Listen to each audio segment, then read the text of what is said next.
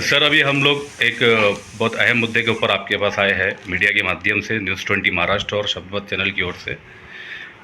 हर्सुल परिसर में गढ़ नंबर 202 कब्रस्तान को लेकर एक विवाद बहुत चर्चा में है और वहाँ के कुछ लोगों का कहना है कि कुछ बहुत बड़े विवाद का मतलब वो गढ़ बन चुका है। तो हम लोग आपको काफ़ी दिन से तलाश कर रहे थे कि भाई जो नाम तायर खाटी का जो आ रहा है, तो इसमें आपका क्या रोल है, क्या अधिकार है, ज़रा हमको आप तफसील से बताइए जी। देखो, पहली बात तो जैसा आपने ताहिर भाई को पूछा कि भाई इसका रूल क्या है, पहले तो मैं मेरा परिचय कराता हूँ और मेरे तरफ से इसकी जो है तो मीडिया के माध्यम से ये बात को पहुँचाना चाहता हूँ कि मैं एक साहिब खान पठान, अंतर्राष्ट्रीय मानवाधिकार, महाराष्ट्र जनरल सेक्रेटरी। जैसा गुज़िश्ता कुछ हफ्ते पहले ये मुद्दा हम जिला अधिकारी के पास लेकर गए थे और जाने के बाद तफसीला उन्होंने कुछ डॉक्यूमेंट्स, मैंने पूरे डॉक्यूमेंट चेक नहीं किया था, ऊपरा ऊपरी देखने के बाद जो है तो उन्होंने कहा कि भाई अपने को एक निवेदन जिला अधिकारी को देना है। इस बुनियाद पर जो है तो हर्सुल कब्रस्तान गढ़ नंबर 202 के बारे में देना है। कहा है कि कुछ ज़मीन के विवादत वहाँ पे चल रहे हैं। तो बोला ठीक है, अल्हम्दुलिल्लाह अंतर्राष्ट्रीय मानवाधिकार हक के साथ है और हक का साथ देंगी, जो भी अक्ल में जो तो रियल में है तो उसका साथ देंगी। ये बात हमारी वहाँ पे कशमकश हुई और उस बुनियाद पर मेरी एक गलती उसमें यहाँ पे हुई कि मैंने कोई पेपरा पूरे टोटल चेक नहीं किया और चेक करने के बाद मैंने एक निवेदन दिया। ये मीडिया के माध्यम से मैं लोगों को बताना चाह रहा हूँ, क्योंकि समझ में आना चाहिए कि साहिब खान पठान दोहरी चाल चल रहे हो।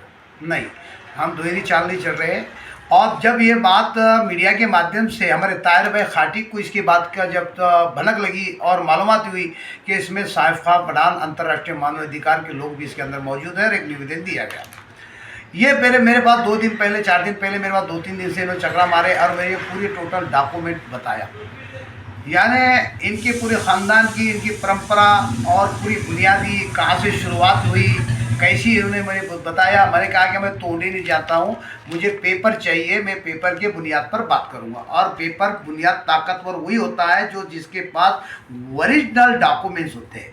तो इन्होंने जब बताया, हमने जब चेक करने के बाद ये पूरे पेपर डॉक्यूमेंट्स, तो इनकी परंपरा, ख़ानदान और इन्होंने जो है, सुन लीजिए मेरी बात, सुन लीजिए, पहले मैं बता रहा हूँ। और इन्होंने जो है इनका नाम जो है तो ताहिर भाई खाटी के नाम से जो है तो बाद में जो है तो 2011 के अंदर वक्फ बोर्ड के अंदर इनका नाम वहाँ पे मौजूद है, नोदनी इनका नाम वहाँ पे मौजूद है।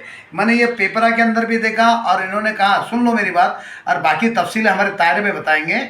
और ये बुनियाद पर मैं मीडिया के माध्यम से कह रहा हूँ, मुझे लगता है कि अल्हम्दुलिल्लाह काफ़ी जो है तो पेपरा बिल्कुल क्लियर नज़र आते हैं और हो सकता है कि इसके जो तो हकदार जो इनामी ज़मीन कहेंगे इसको, यानी मदद मास, खिदमत मास नहीं है, इसके ऊपर लिखा हुआ है मदद मास, यानी पूरे मालिक का अधिकार इनका इसमें ताहिर भाई का इसमें नज़र आ रहा है पेपर के बुनियाद पर।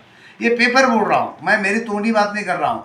और बाकी तफसीली बयानात जो है तो हमारे इसके जो डॉक्यूमेंट, जैसा इनको कैसी इनामी मिली, कैसा क्या इनका जो भी परंपरा रही, ये पूरी जो है तो ताहिर भाई की तोड़ी ज़बानी आप मीडिया के माध्यम से इन्हें बता सकते हैं। अस्सलामु अलैकुम रहमतुल्लाहि व बरकातुहू। मैं ताहिर सत्तार खाटिक, जो शेख मोहम्मद ताहिर मोहम्मद सत्तार खाटिक उर्फ ताहिर सत्तार खाटिक, मेरा मोबाइल नंबर है 9145 75 33 91। फिर से बताऊं, मेरा मोबाइल नंबर है 9145753391।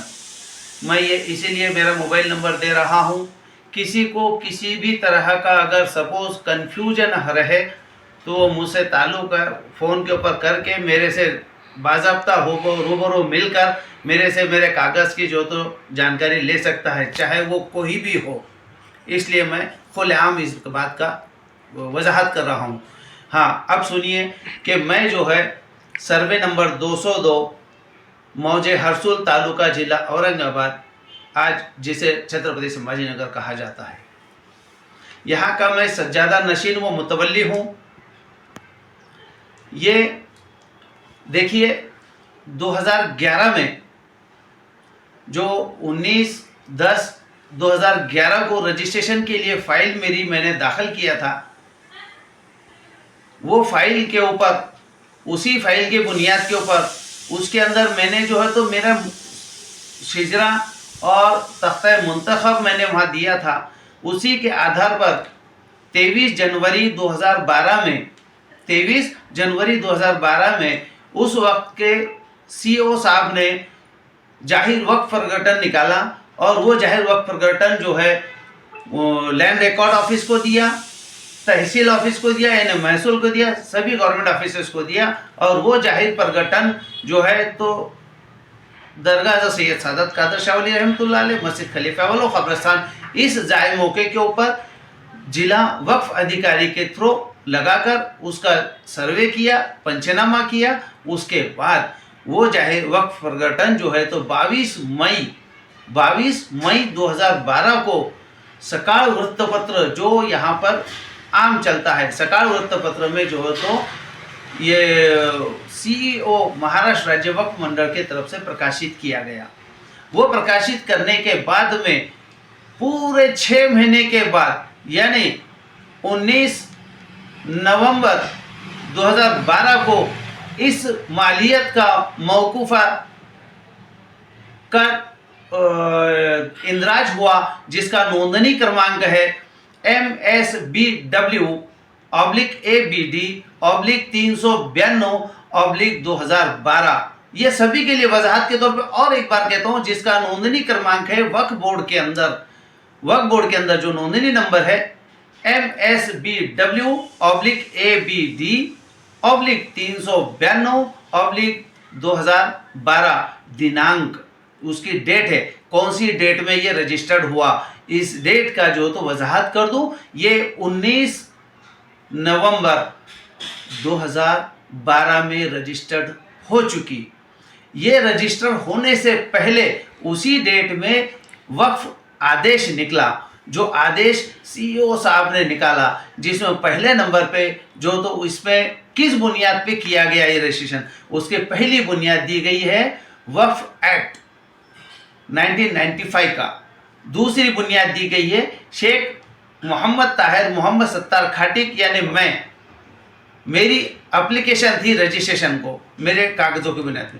तीसरी बुनियाद जो दी गई है माननीय सीईओ साहब की तरफ से, वो थी एज मुंतखब मराठवाड़ा आर्कोलॉजिकल डिपार्टमेंट के पास से दिनांक 27/9/1989 का जो मुंतखब है, वो मुंतखब के तहत, ऐसे ये तीनों के तहत वो रजिस्ट्रेशन हुआ। और वो रजिस्ट्रेशन में नाम है दरगाह हजरत सैयद सादात कादर शाह वली रहमतुल्लाह अलैह, मस्जिद खलीफे अव्वल व कब्रस्तान, survey number 202, Harsul T point, jail भिंती लगत, औरंगाबाद, तालुका औरंगाबाद, ज़िला औरंगाबाद। पिन कोड नंबर है उसमें दिया हुआ, पिन कोड नंबर है 431008 यानी 8 431008। इसके पिन कोड के साथ ये रजिस्टर्ड हुई है। अब जबकि वक्फ बोर्ड के सीईओ जब ये